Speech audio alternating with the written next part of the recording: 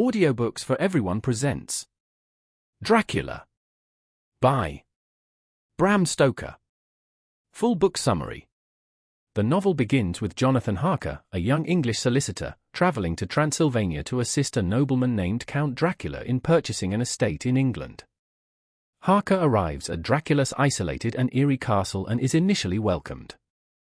But he soon realizes that he is a prisoner. Dracula behaves strangely, he casts no reflection, avoids sunlight, and is active only at night.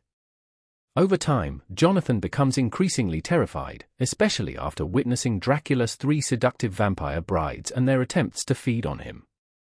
Eventually, Jonathan escapes and is found delirious in a hospital in Budapest. Meanwhile, back in England, Harker's fiancée, Mina Murray, is staying with her best friend, Lucy Westenra, in the seaside town of Whitby. Lucy is a beautiful, kind-hearted young woman who is being courted by 3 men: Arthur Homewood, her fiancé, Dr. John Seward, a doctor at a lunatic asylum, and Quincy Morris, an American adventurer. She chooses Arthur, but all 3 men remain loyal friends. Shortly after Dracula arrives in England aboard a ship, with the entire crew mysteriously dead, Lucy begins sleepwalking and falling ill. She appears pale, weak, and covered in mysterious puncture marks on her neck. Dr. Seward is baffled by her symptoms and calls in his mentor, Professor Van Helsing, a Dutch scientist and expert in the occult. Van Helsing quickly suspects a supernatural cause. Despite attempts to save Lucy, using garlic flowers, blood transfusions, and placing a crucifix around her, she dies. After her burial, reports surface of a bloofer lady attacking children at night. Van Helsing confirms Lucy has become a vampire. He and the others, Arthur, Seward, and Quincy, track down her tomb, stake her through the heart, and decapitate her, finally releasing her soul. Around this time, Jonathan returns to England and marries Mina. He recounts his horrific experiences in Transylvania. Van Helsing and the others gather all of their journals, letters, and diaries to piece together the truth about Dracula.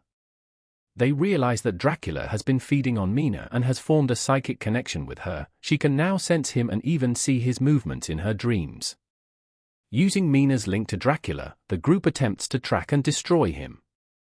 Dracula, aware of their plans, retaliates by attacking Mina again and forcing her to drink his blood, deepening their psychic bond.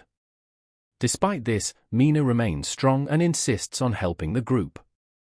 As they follow Dracula across England and eventually back to Transylvania, the team destroys his hidden coffins filled with native soil, essential for him to rest.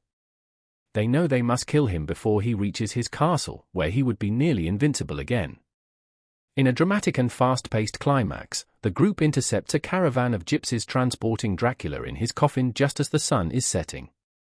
Quincy Morris is fatally wounded during the final fight, but Jonathan and Quincy manage to stab Dracula through the heart and slit his throat. Dracula crumbles into dust, and Mina is instantly freed from his control. Final notes. The novel ends with a note written by Jonathan Harker years later. He and Mina have a child named after all the men who helped defeat Dracula. Mina is no longer affected by the vampire's curse, and the group remembers Quincy Morris as a brave and selfless hero.